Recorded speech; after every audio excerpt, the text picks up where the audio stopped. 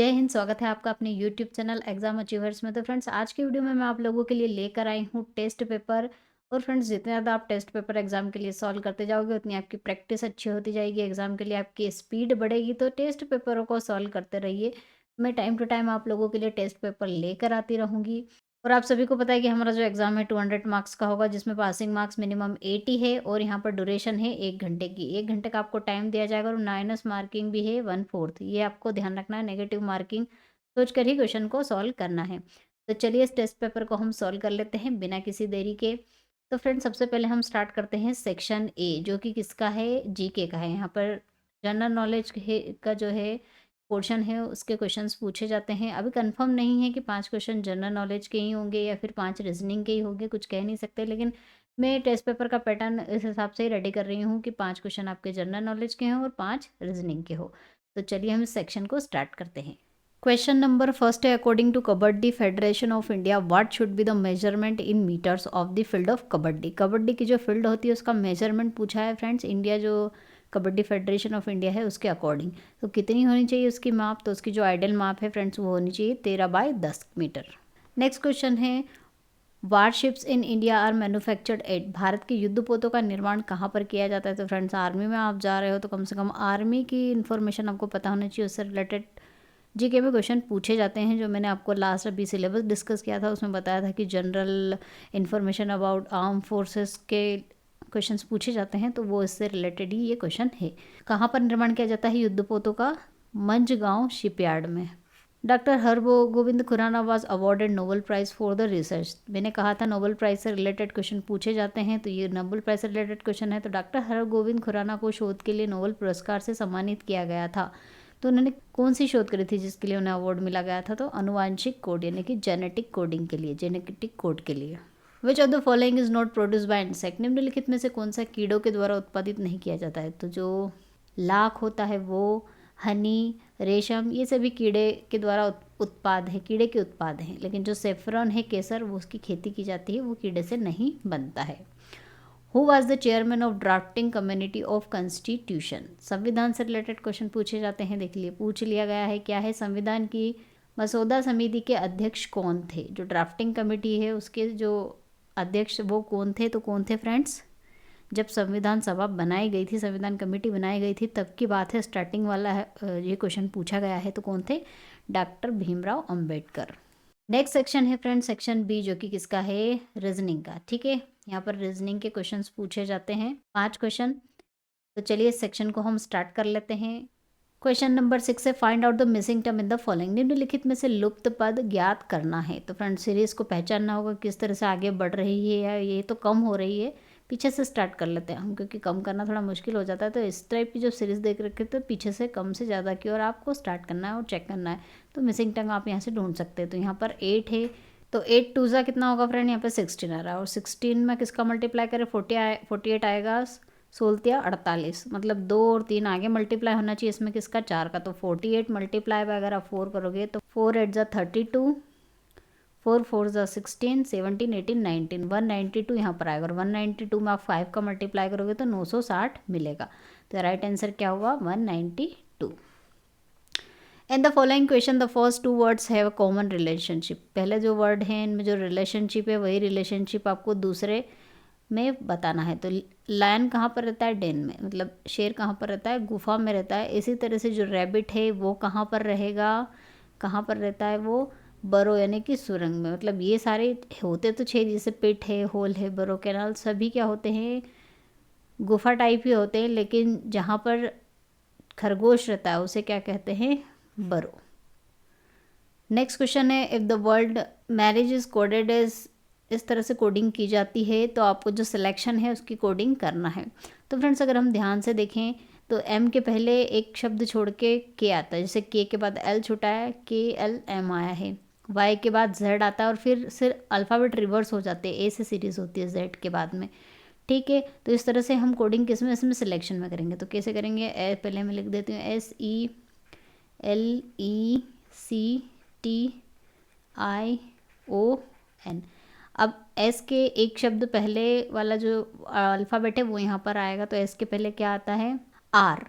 और आर के पहले क्यू, मतलब हमें ऐसे जाना है Q R S.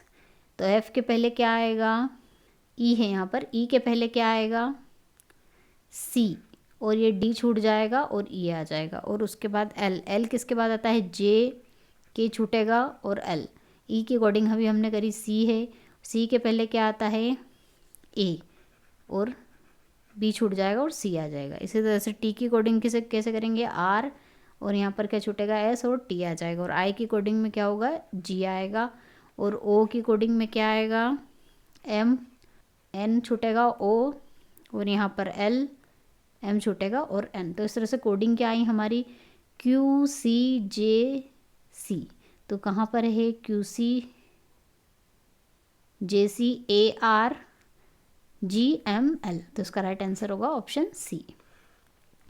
Next question है, looking at the portrait of a man, Sanjay said his mother is the wife of my father son, brother and sister I have none, at whose portrait was Sanjay looking.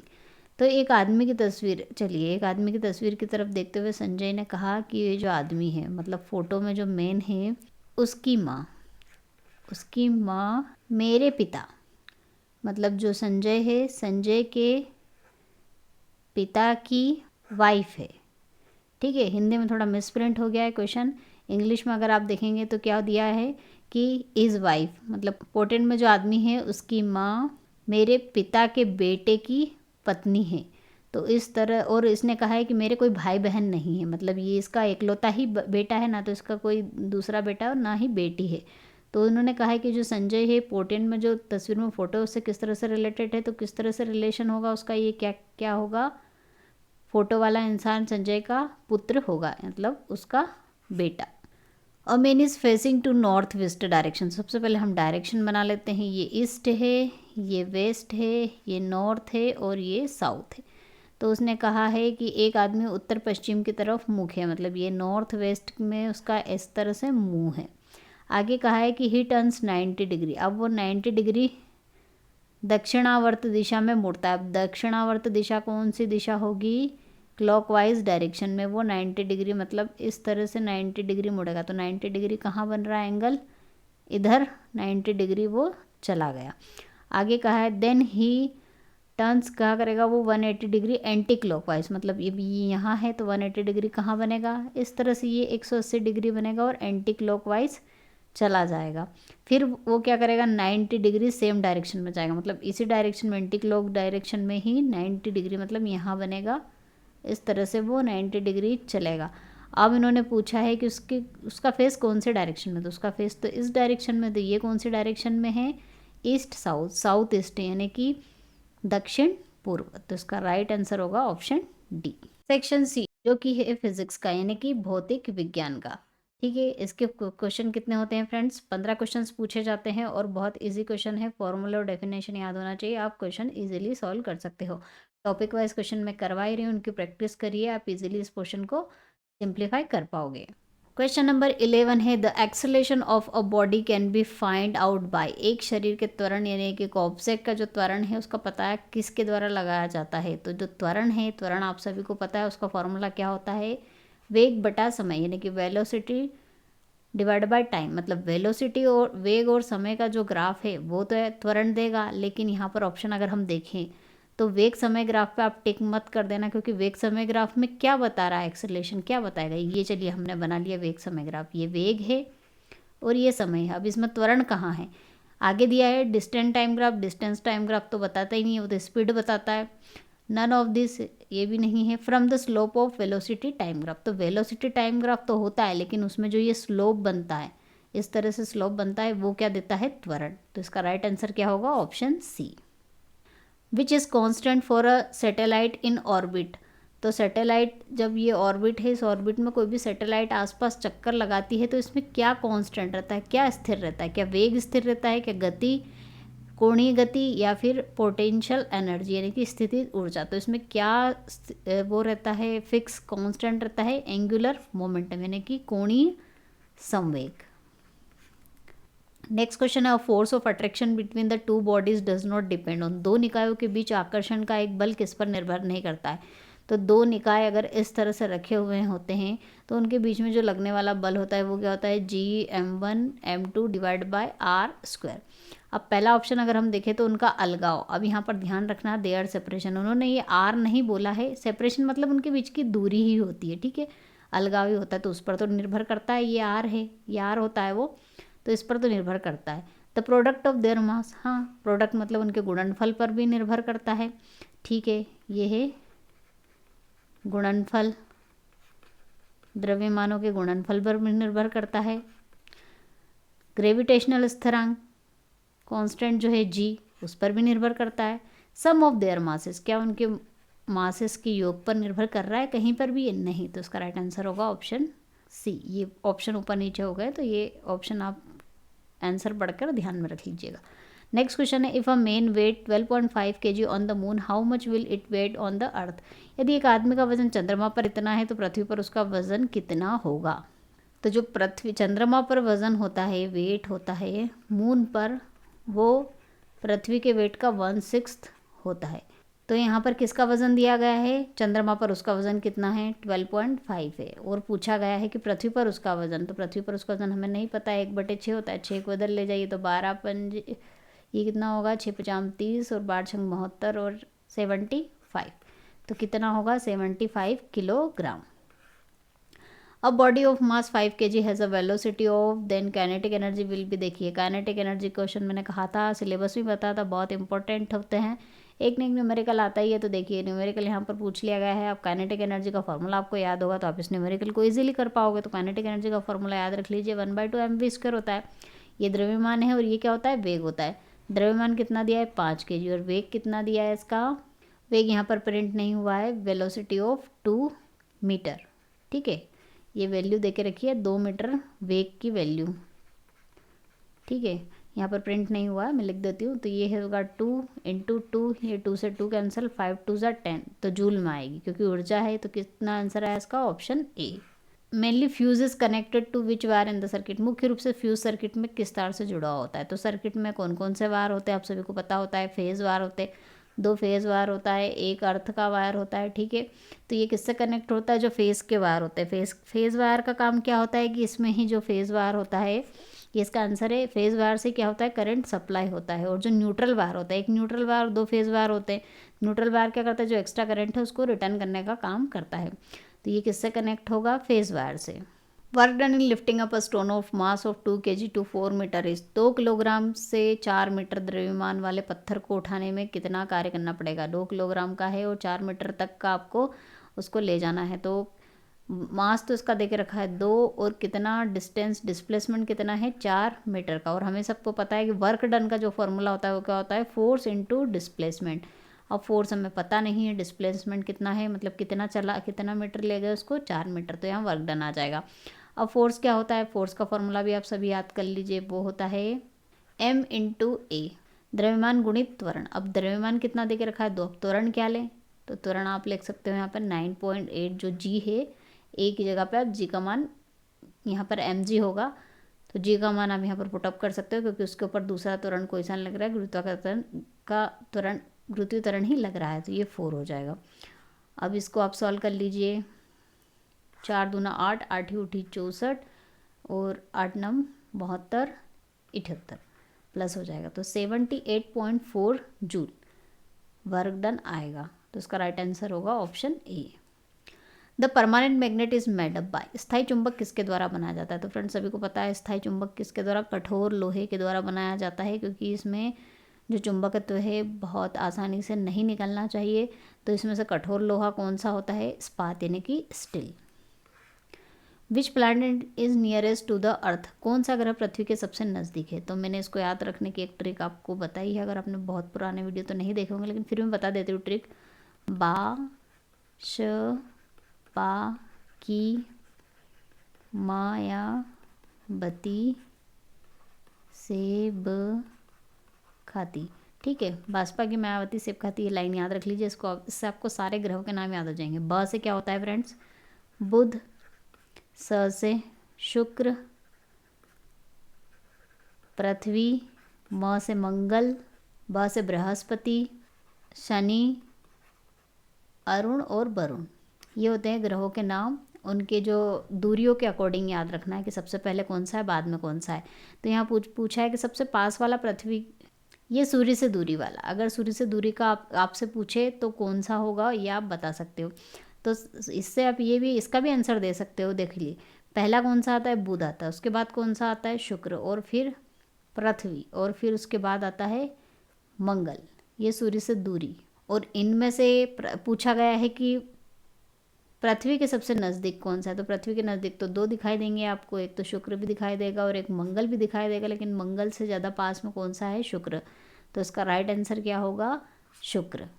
If a coin and a feather are dropped in vacuum simultaneously which one of will touch the ground first. यदि एक सिक्का और एक पंख एक साथ vacuum में छोड़े जाते हैं, डूबे हुए नहीं है, छोड़े जाते हैं, तो कौन सा पहले ज़मीन को छुएगा। तो फ्रेंड्स, वैक्यूम में जो है कोई सा भी बल इन दोनों के ऊपर नहीं लगता है, सिर्फ ग्रेविटेशनल जो फोर्स है, गुरुत्वाकर्षण का बल, वही इनके ऊपर काम करता है। और क्योंकि ये वैक्यूम में है, कोई भी रुकावट नहीं होगी, तो ये दोनों क्या आएंगे, साथ ही आएंगे, एक साथ ही ग्राउंड पर टच करेंगे। तो इसका राइट आंसर क्या होगा, बोथ, यानी कि दोनों। A time period of 9.8 metre long pendulum will be. 9.8 metre लंबे पेंडुलम की समाअवधि क्या होगी। तो पेंडुलम का जो समाअवधि का फॉर्मूला वो आप याद कर लीजिए, बहुत कॉमन है। T is equal to 2π√L divide by g, जहाँ पर L क्या है, लंबाई है। चलिए हम वैल्यू पुटअप कर देते हैं। लंबाई 9.8 है और जी का मान 9.8 अगर आप रखेंगे तो ये कैंसिल आउट हो जाएगा, √ से 1 बाहर आएगा, 1 ही, और 2π आ जाएगा। और पाई की वैल्यू 3.14 होती है। इसका आप मल्टीप्लाई करोगे तो 2 चौक 8, 2 एकम 2, 2 तिया 6, 6.28 सेकंड में उसकी समाधि होगी। The heat from the sun reaches to the earth through. सूर्य से गर्मी पृथ्वी तक पहुंचती है। तो फ्रेंड्स, सूर्य से गर्मी पृथ्वी तक पहुंचती है तो किस कारण से पहुंचती है, कन्वेक्शन, रेडिएशन, और कंडक्शन। हीट के ऊपर मैंने पूरा एक टॉपिक वाइज इंपॉर्टेंट क्वेश्चन का वीडियो बनाया है, जिसमें इसके आपके सारे कंसेप्ट क्लियर हो जाएंगे हीट से रिलेटेड। तो ये क्योंकि सूर्य से पृथ्वी तक आने में प्रकाश को क्या है, वातावरण नहीं होता है, एटमॉस्फेयर नहीं होता है, वैक्यूम होता है। और वैक्यूम में जो तरंगे हैं किसके माध्यम से संचरण करती है, मैंने बताया था, रेडिएशन यानी विकिरण के द्वारा। इसलिए जो हीट आएगी वो किसके माध्यम से आएगी, विकिरण के द्वारा। Which of the following laws of Newton apply to the person sitting on ice in the still water. Newton निम्नलिखित में से कौन सा नियम स्थिर जल में बर्फ पर बैठे हुए व्यक्ति पर लागू होगा। तो फ्रेंड्स, पानी है, पानी में बर्फ़ रखी हुई, उस पर बैठे हुए व्यक्ति पर कौन सा नियम लागू होगा, प्रत्येक क्रिया की विपरीत प्रतिक्रिया। क्योंकि बर्फ़ के ऊपर बैठा हुआ, बर्फ़ पानी के ऊपर तैर रही है, पानी बर्फ़ के ऊपर बल लगा रहा है और बर्फ़ पानी के ऊपर बल लगा रहा है। तो प्रत्येक क्रिया के विपरीत प्रतिक्रिया, मतलब ये इस पर बल लगा रहा है, इसके ऊपर अपोजिट बल लगा रहा है। तो ये कौन सा नियम होता है, न्यूटन का तीसरा नियम।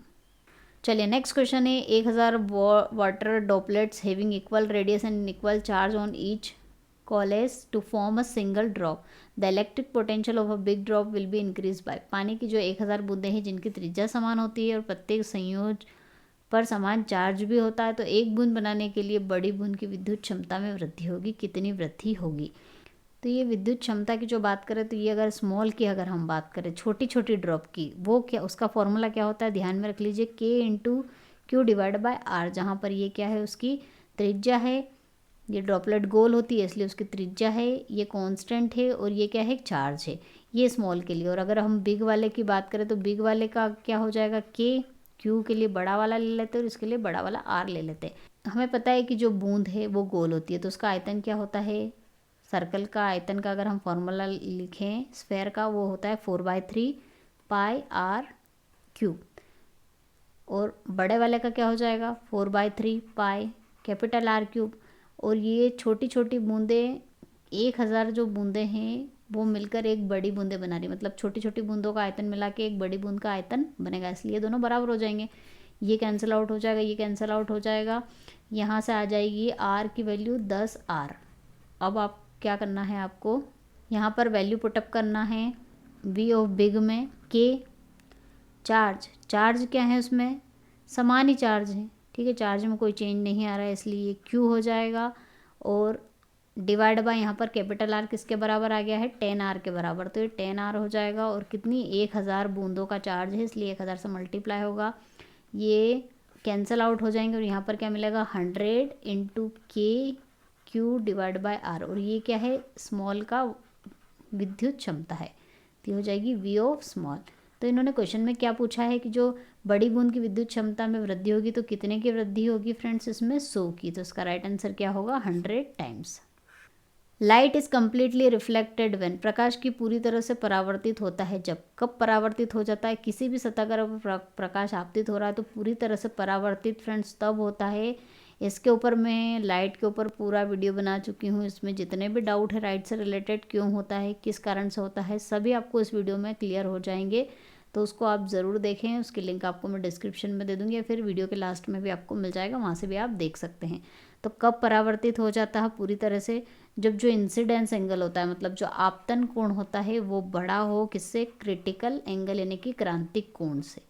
ये कंडीशन आपको ध्यान रखनी है, एक तो ये कंडीशन होती है और दूसरी है कि प्रकाश विरल माध्यम से सघन माध्यम में जाना चाहिए, ठीक है, विरल से सघन में। तो ऑप्शन अगर हम यहाँ पर देखें तो आपतन कोण का मान क्रांतिक कोण से कम होना चाहिए, नहीं, आपतन कोण का मान क्रांतिक कोण से अधिक होना चाहिए। मेन कंडीशन तो ये होती है, तभी पूरी तरह से परावर्तित होती है।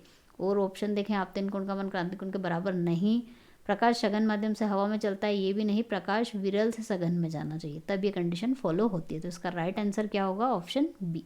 नेक्स्ट सेक्शन है फ्रेंड्स सेक्शन डी, जो कि है किसका, मैथ्स का। और मैथ्स के भी बहुत इजी क्वेश्चंस पूछे जाते हैं, सिर्फ फॉर्मूले याद होना चाहिए आपको, कंसेप्ट याद होना चाहिए, क्वेश्चन को कैसे सॉल्व करना है, बहुत इजीली पड़ता है मैथ्स और बहुत इजी इसको आप सॉल्व कर सकते हो। तो चलिए हम इस सेक्शन को स्टार्ट करते हैं बिना किसी देरी के।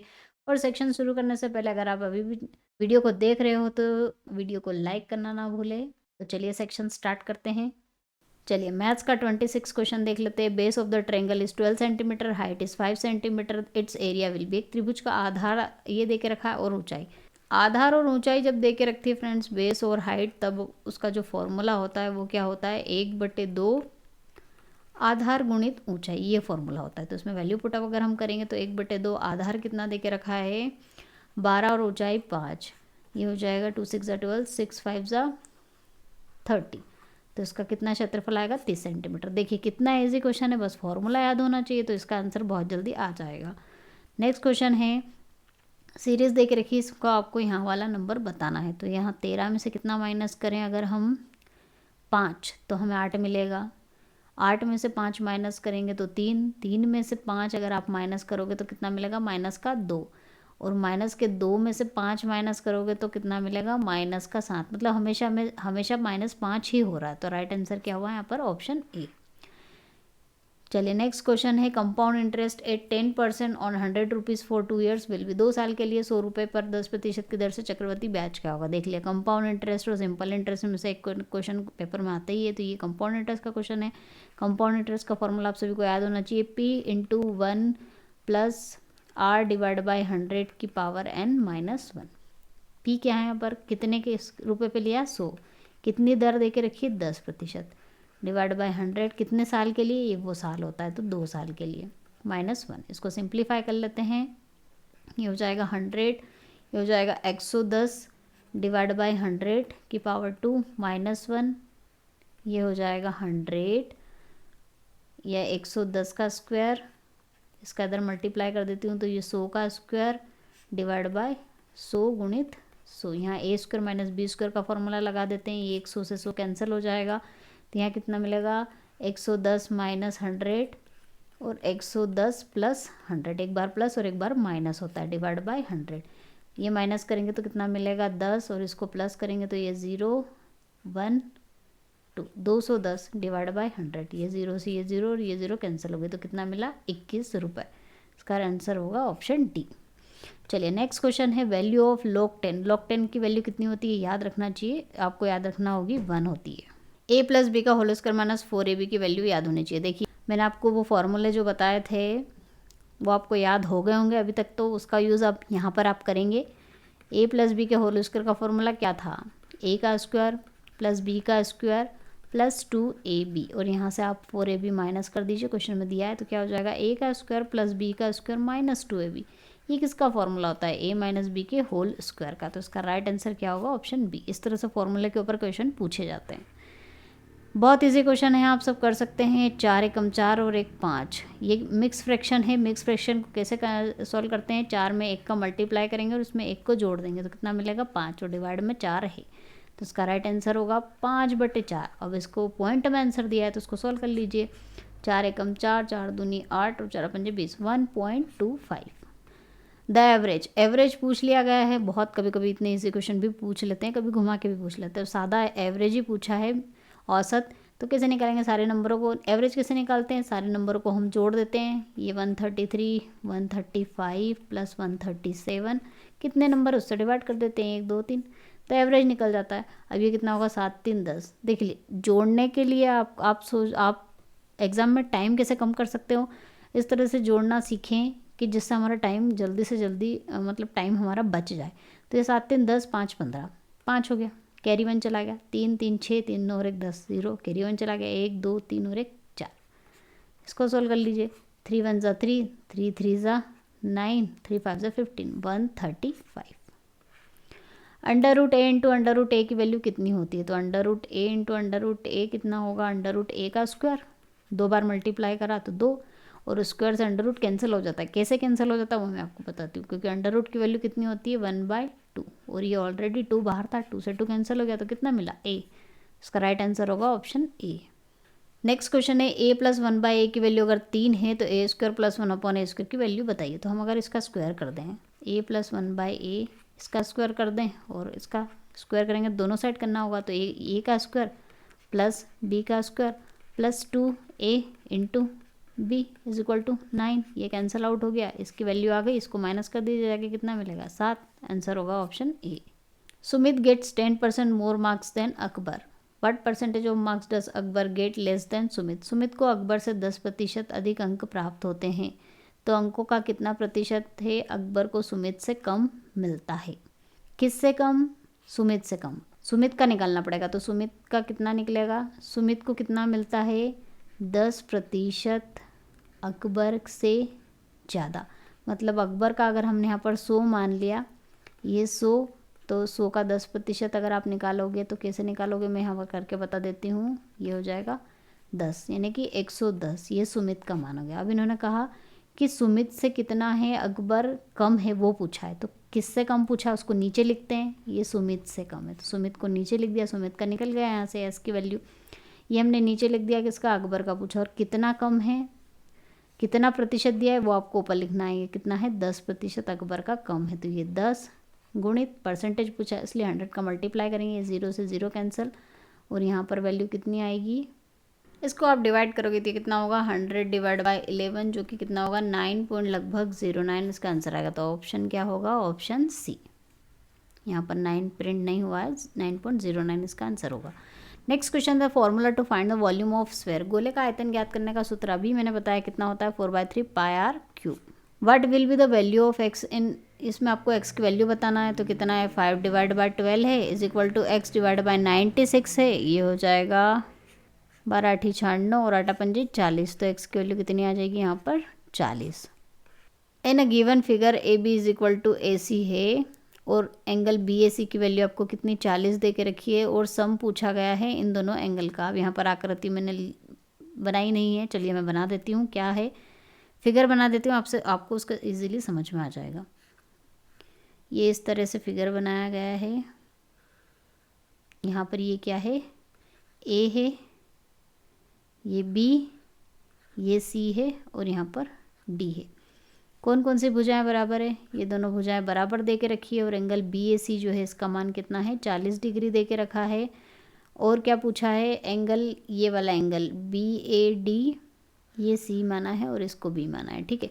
तो एंगल डी ए सी और डी ए बी, इन दोनों एंगलों का जो सम है, इसका और इसका, उन दोनों का सम आपसे पूछा गया है। तो फ्रेंड, जब भुजाएं बराबर होती है तो उनके जो एंगल होते हैं वो आमने सामने के जो कोण होते हैं, प्रॉपर्टी मैंने बताया, प्रॉपर्टी ज्योमेट्री में जो प्रॉपर्टी है वो पढ़ लीजिए तो आपका क्वेश्चन इजीली सोल्व हो जाएगा। दो भुजाएं बराबर देखी तो आमने सामने के कोण भी बराबर होंगे, मतलब एंगल सी और एंगल बी दोनों क्या होंगे?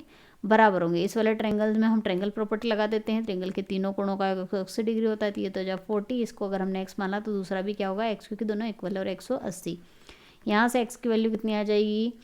2x हो जाएगा ये, और ये 40 इधर आके माइनस हो जाएगा, ये हो जाएगा 140 हो जाएगा 70। तो एक्स की वैल्यू मतलब ये दो एंगलों की वैल्यू कितनी आ गई, 70 डिग्री। अब यहाँ पर एंगल पूछा है इन दोनों का सम, तो इन दोनों का सम किसके बराबर होगा, इसके बराबर है। इस वाले ट्रायंगल में हम ट्रायंगल सम प्रॉपर्टी लगाते हैं, तो angle A D C plus angle D A C plus ये जो एंगल है इसको हमने वाई मान लिया इज इक्वल टू 180 डिग्री होगा। तो यहाँ पर अगर हम प्रॉपर्टी लगाएंगे तो ये क्या हो जाएगा, angle A D C plus angle D A C, और ये कितना है, ये कहाँ से निकलेगा, ये जो एंगल है ये सी कितना है 70 है और ये 180 है, तो ये कितना हो जाएगा plus 180 minus 70 is equal to 180। 180 से 180 कैंसिल होता जाके 70 डिग्री। तो इन दोनों कोणों का योग कितना मिला हमें, 70 डिग्री।